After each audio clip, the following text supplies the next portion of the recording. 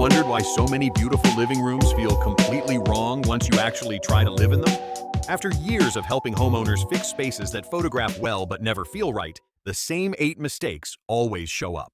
These aren't budget problems or bad taste. They're early design decisions that look smart at first but quietly work against you every single day. And today, we're breaking them down. One of them affects how your entire body feels after a few months. Stick around to the end, because the last mistake is wildly popular right now, and you notice it every single time you walk into the room. Let's start with the mistake that makes otherwise expensive spaces feel fundamentally wrong. At number 8, furniture that's completely out of scale with your actual room size. Walk into furniture showrooms, and everything looks perfectly proportioned. The massive sectional sits beautifully in that expansive display space. That delicate love seat looks charming in the boutique vignette. The proportions work because showrooms are designed specifically to make furniture look appropriate. I understand why people buy based on showroom experience. The piece looks beautiful. The fabric feels luxurious. You imagine it in your home and it seems perfect. The sales associate assures you it'll fit through your doorway. Done. Then delivery day arrives.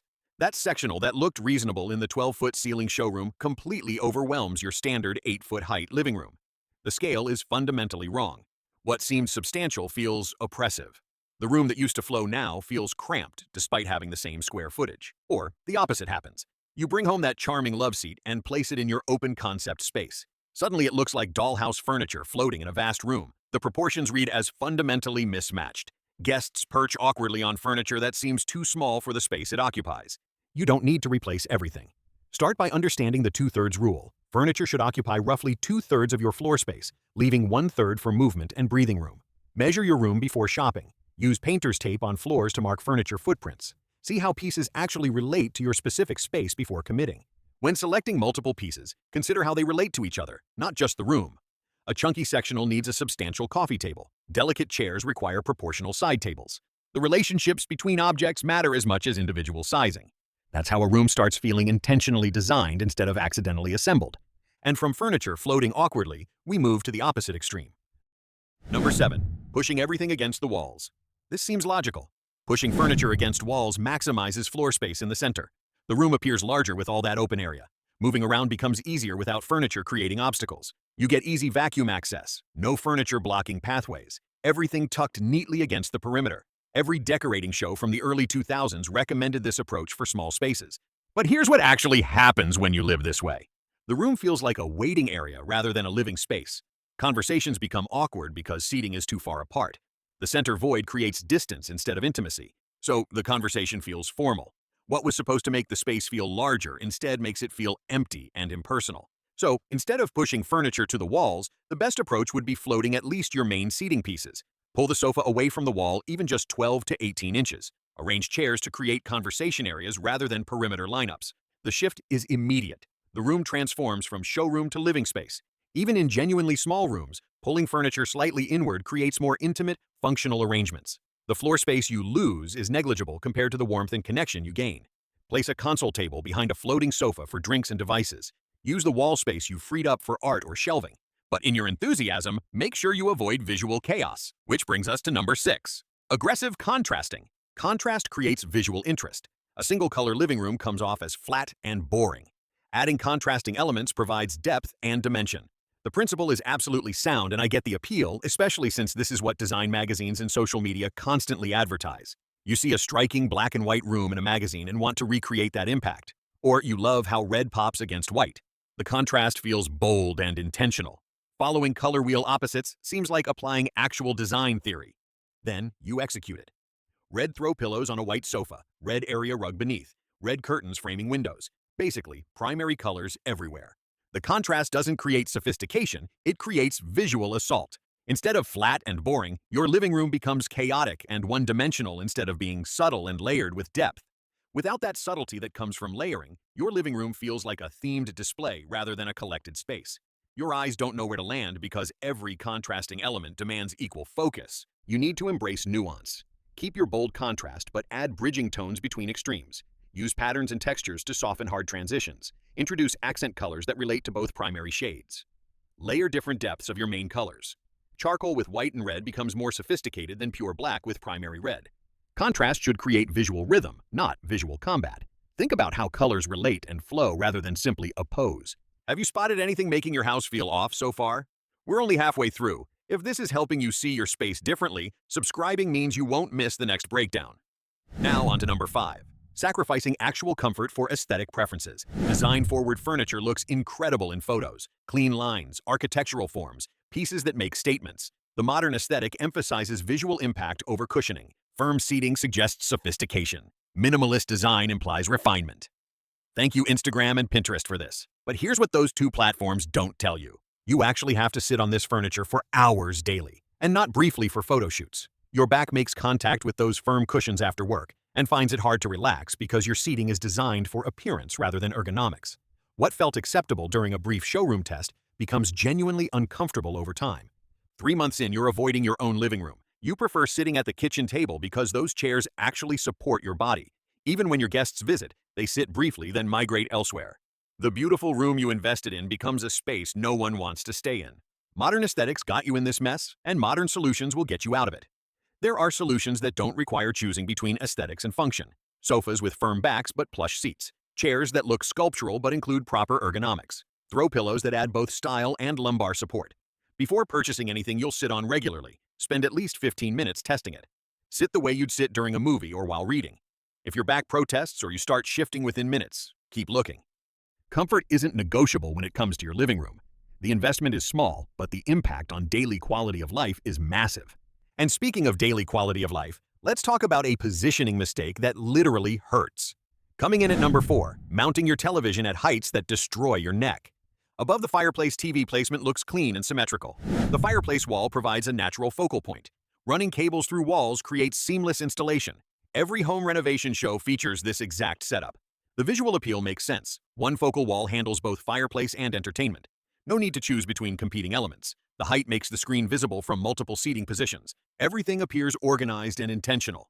But actual comfort doesn't care about aesthetics. Most fireplace mantles place screens 18 to 36 inches above ideal viewing height. Your neck tilts back to watch. Hour-long shows become endurance tests. You notice this most during movie nights or binge-watching sessions. What starts as entertainment becomes physical discomfort. You shift positions trying to relieve neck strain. Adjust pillows attempting to support your tilted posture. The setup that looked so elegant makes actually using your living room uncomfortable. The strain accumulates gradually, and soon you're dealing with actual neck pain and tension headaches. Physical therapists see this constantly. Clients with perfect ergonomic workstation who've wrecked their necks with poorly positioned home entertainment. Your television should sit at eye level when you're in your normal seated position. That means the center of the screen aligns roughly with your eye line while sitting. So if this means sacrificing the above fireplace aesthetic, so be it. But if you're stuck with above fireplace mounting, tilting mounts help angle screens downward towards seating. Adjustable systems let you lower screens for viewing, then return them to decorative positions. These additions cost more, but they're cheaper than chronic neck pain. Your body keeps better records than Instagram. Designed for how you'll actually live and not for how it'll look. Now let's move from what's above the furniture to what's beneath it. Coming up at number 3, area rugs that are way too small for the spaces they're supposed to anchor. Small rugs cost less than large ones. The price difference between a 5x8 and a 9x12 can be several $100s. When you're furnishing a room, those savings feel significant. The smaller rug still covers the main seating area. It seems like smart budgeting. Initially, the small rug appears functional. It sits under the coffee table. Maybe the front legs of your sofa rest on it.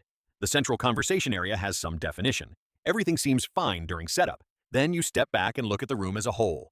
The rug reads as a decorative accent rather than a space-defining element. It visually cuts your room into disconnected sections. Furniture appears to float around a too small island. The proportions feel fundamentally wrong, even if you can't immediately identify why. The problem amplifies in larger rooms. That 5x8 rug that seemed reasonable becomes obviously inadequate in a spacious area. The furniture arrangement looks disjointed. The space feels fragmented instead of cohesive. What was supposed to ground the room instead emphasizes its disconnection. I see this constantly. Beautiful furniture, thoughtful color choices, but a rug that undermines the entire composition. The too small rug is often the only thing preventing an otherwise successful room from coming together. If you want to make this space feel right, you have to go for bigger rugs than it feels necessary. All front furniture legs should at minimum reach the rug. Ideally, all furniture sits completely on the rug. So that 9x12 you thought was too big is probably exactly right. Rugs should anchor spaces, not decorate them. Think of them as room definitions rather than accessories. With a bigger rug, your furniture feels connected, and the room appears deliberately arranged rather than randomly placed. Now that we are done with the floors, let's address an upholstery choice that seems elegant until reality intervenes. Number 2. Pure white fabric on furniture that people actually use. White upholstery looks impossibly crisp, clean, and everything feels light and airy and sophisticated. The appeal is completely understandable. Sitting in a showroom, that white sofa looks pristine. You imagine how beautiful it'll look in your space. White feels bold and confident. It suggests a lifestyle of careful elegance. Plus, the sales associate told you that there are stain-resistant treatments. But reality has different plans. Daily life involves sitting. Sitting involves clothing that's been outside. Jeans transfer dye. Dark fabrics leave marks. Hands touch armrests. Bodies leave oils. Even without spills or accidents, regular human contact gradually dirties white fabric. The stain-resistant treatment helps, but it doesn't make fabric immune to use. Within months, your pristine white sofa develops a dingy cast. Not dramatically dirty, just perpetually slightly grayed. Professional cleaning helps temporarily, but the cycle repeats. You find yourself policing who sits where and how. Friends apologize for being in your space. The furniture that was supposed to feel elegant instead creates constant anxiety. You notice this most when guests visit homes with darker patterned upholstery. They sit freely without hesitation. Spills get dabbed up without panic. The furniture serves its purpose without requiring defensive vigilance. Meanwhile, you're monitoring where everyone places their drinks and which cushions they're touching. If white upholstery genuinely speaks to you, slipcovers become essential. Removable, washable covers that protect your actual upholstery. Many companies now design slipcovers specifically to maintain the clean-lined aesthetic while providing practical protection. You get the white look with the ability to actually clean when life happens. Alternatively, consider off-white or cream fabrics. The slight warmth provides depth while being much more forgiving of daily living. Patterns that include white among other colors hide imperfections better than solid white while maintaining brightness. Furniture should serve your life, not the other way around. Choose fabrics that let you actually use what you've purchased. And finally, number 1, the mistake that makes rooms feel overwhelming every single day. Aggressive wallpaper patterns in prominent spaces. Bold wallpaper makes an immediate visual impact. That dramatic floral, the geometric pattern, the maximalist print that covers an entire wall. In small doses, like in your powder room or walk-in closet, wallpaper adds personality and surprise. The impact feels intentional and controlled. But scaling that approach to your primary living space creates different results. A bold print covering major walls in your living room becomes the visual equivalent of shouting. It's the loudest element in the space. Every glance encounters that pattern. The room can't be anything except what that wallpaper dictates. Your eyes never rest because the pattern constantly demands attention. I understand the temptation. You see a stunning wallpaper and imagine how sophisticated it'll make your room feel. The sample looks incredible. Installation day feels exciting, and the immediate transformation seems worth it. But then something changes. After a few weeks, you start avoiding the room and you don't know why. All you know is being in that room exhausts you. That's the visual noise of that room oppressing you through constant exposure, and you are trapped. You can't change it without major expense and effort. Paint is simple to swap. Wallpaper removal is labor-intensive and potentially wall-damaging. The regret intensifies when design trends shift. That pattern that felt current when you installed it starts reading as dated within a few years. Bold patterns age faster than neutral bases. What seemed timeless becomes obviously tied to a specific moment. Your room broadcasts exactly when you renovated in ways that subtler choices wouldn't. Guests feel the impact too. The bold wallpaper dominates every conversation in that space. People can't help commenting on it. Some love it, some hate it, but everyone notices it. Your living room becomes about that wallpaper decision rather than about the life happening in the space. The smarter approach is to save bold patterns for smaller, less frequented spaces. That powder room guests use briefly. The entry closet is revealed when you open the door, places where impact outweighs extended exposure. Your main living areas benefit from subtler approaches. Textured wallpapers with minimal pattern, accent walls rather than entire rooms, or simply well-chosen paint colors. If you've already committed to bold wallpaper, focus energy on other elements that can balance it. Solid fabrics, minimal artwork, furniture that provides visual rest. You can't eliminate the wallpaper's impact, but you can try and prevent it from overwhelming every other decision. Patterns should enhance rooms, not dominate them. The space belongs to your life, not to a single design choice. If you're dealing with any of these mistakes in your current space, remember, most are fixable without complete renovation. Sometimes the solution is understanding what your room lacks, so you can compensate intentionally. Sometimes it's giving yourself permission to correct a decision that isn't working. Which mistake hit closest to home for you? Or what living room design choice would you add to this list? Drop your thoughts in the comments. Thanks for watching, and I'll see you in the next one.